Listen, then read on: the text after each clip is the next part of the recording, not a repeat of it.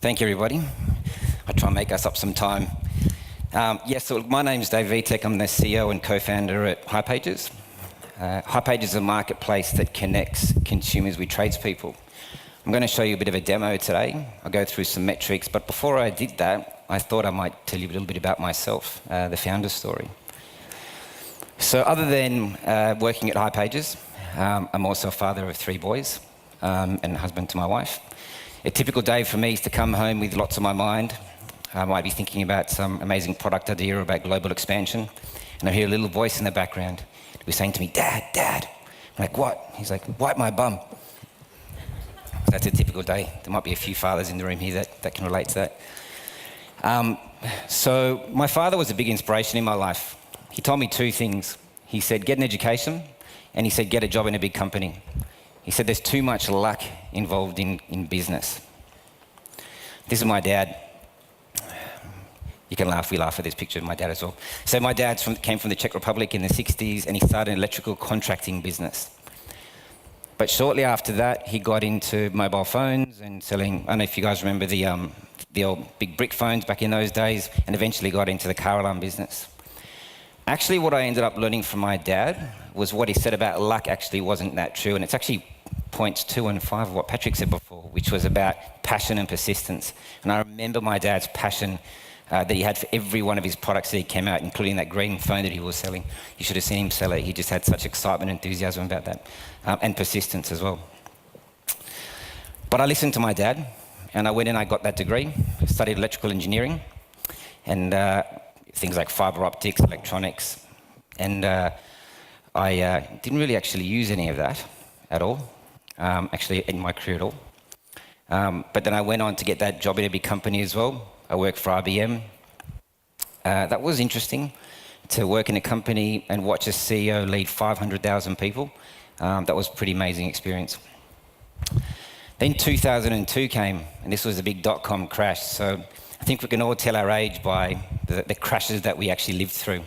And this was a time when there were thousands of developers globally, engineers that couldn't get work, which is obviously a problem that we don't have today. And anyone who's trying to source engineers knows how hard that is. But then I ended up working overseas in Israel for a startup company. In Israel, they called it a startup. And that was it was for a passionate American enthusiastic guy who had an idea to revolutionize and reverse engineer Salesforce.com. That business didn't actually go anywhere, but that's where I got my inspiration to come back and say, maybe I want to start my own company one day. I'd seen the big IBM, the big corporates. I could see how big operations run, but I also got that sense of, the bare bones of working out of someone's apartment. He paid me by check under my keyboard every week. It was as raw as you could possibly get. So I came back to Australia. I met up with my old friend, Robbie Zipser, who's actually sitting here today. There he is.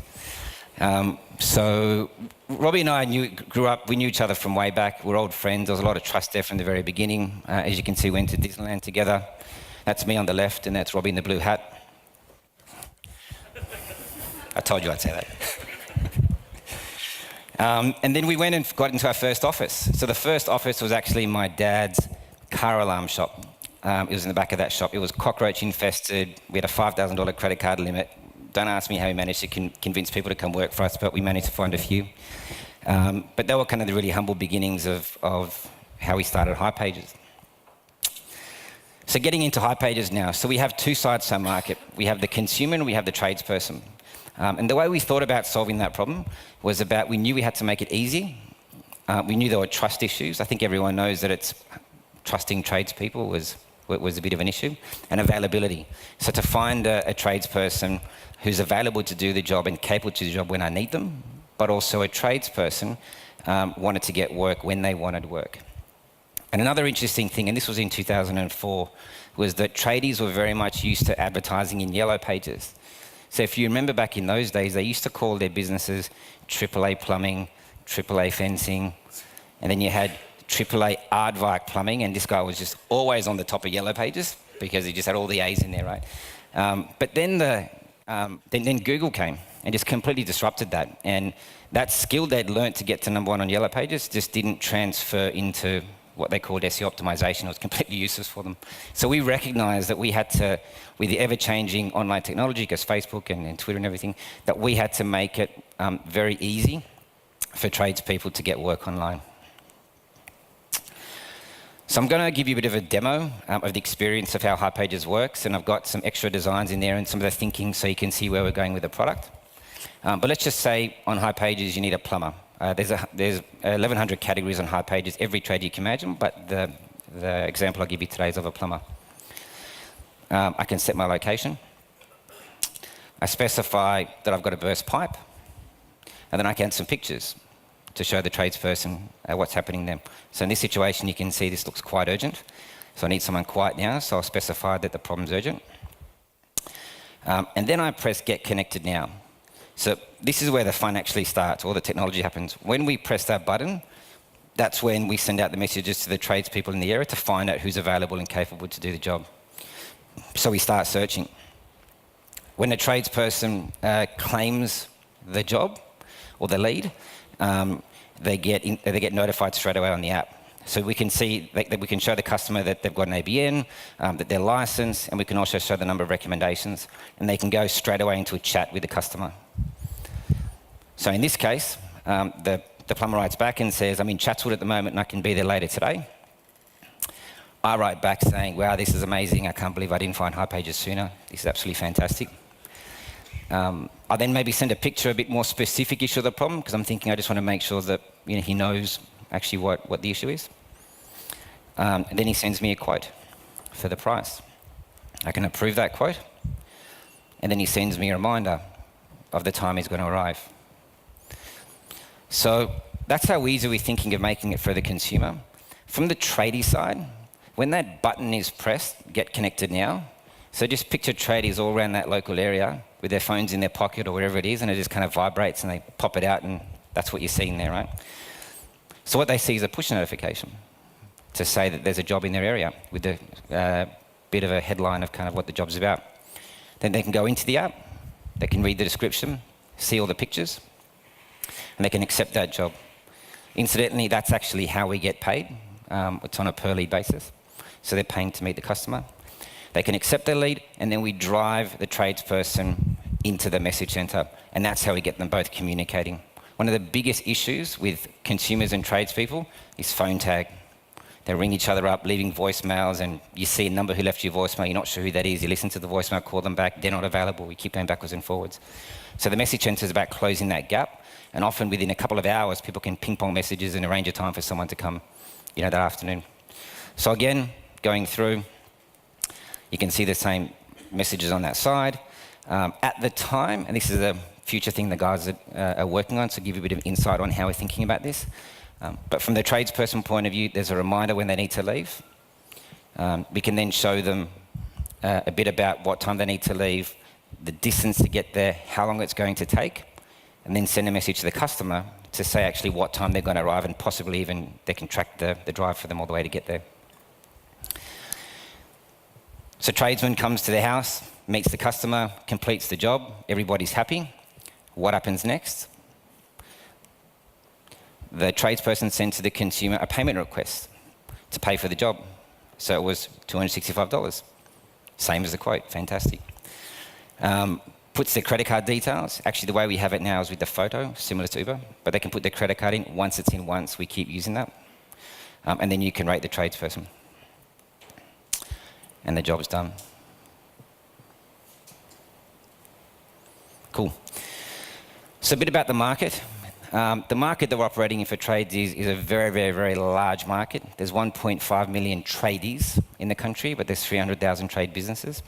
We spend in Australia $140 billion a year with the trades, and trades spend $1.7 billion on marketing. And in Australia, we actually do 70 million jobs a year. We're a very home improvement country with all the shows and quite house proud. Our revenue story has been really strong traction over the years. Last financial year, we finished on $28 million in revenue. That's our actual revenue. And that's been consistently growing, which is indicative of, I think, how the market's adopting to this.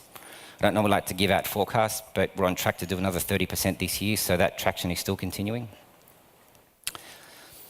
The volume of tradies we have in that platform is we have 38,828 paying trades in the platform, and you can see that number is continuing to grow. That number is important from a liquidity point of view, because that's how we ensure that doesn't matter where you are in Australia, we can find a tradesperson for you quickly. And then from a jobs perspective, so these are consumers that are posting jobs in the platform. This is the graph that I actually keep above my bed. I'm sort of joking, but not really. I'm checking. My wife's always like, "You checking jobs again?" Yes, I am. But the reason why that's important for me is because that's really the key indicator of consumers adopting to our product and getting it. And as long as that number is continuing to grow, then that's showing how we're penetrating into the market and really getting more adoption of that. And January, actually, incidentally, the last month was our record month. We had 112,693 jobs posted in the platform. In 2016, we had over 1 million jobs posted. That was a record for us. First time we ever did 1 million jobs in 1 year. And as you can see from this graph, that it's pretty much even spread to where the population lives. And that was intentionally how we did it from the beginning, just to make sure that we had full Australia-wide coverage. So we have customers in Darwin, Tasmania, Broome, Coober Pedy, you name it. So we're on the phone to these guys all the time, servicing them. Our goal is to get to 5 million jobs, well done, per annum. And from a tradie point of view, to get to 100,000 tradies spending $300 a month. We think $300 a month is completely reasonable for a system that brings you work and helps you manage the workflow of a business for a tradesperson to actually fulfill and fulfill that work. And to be the first thought for anyone improving their home. And this is the team. We're a very passionate bunch. I think Patrick made a comment about people, and that stands true for us as well. We've got a really excellent team who's very passionate about what we're trying to do. We've got about 150 people in Sydney and 150 people in the Philippines helping us with our support functions there. So we often have meetups in the office, and we have different events sort of in the office. So anyone inviting you, welcome to come round, or if you just want to catch up, schedule a meeting, happy to kind of show you around the office and show you what we're doing. Thank you very much.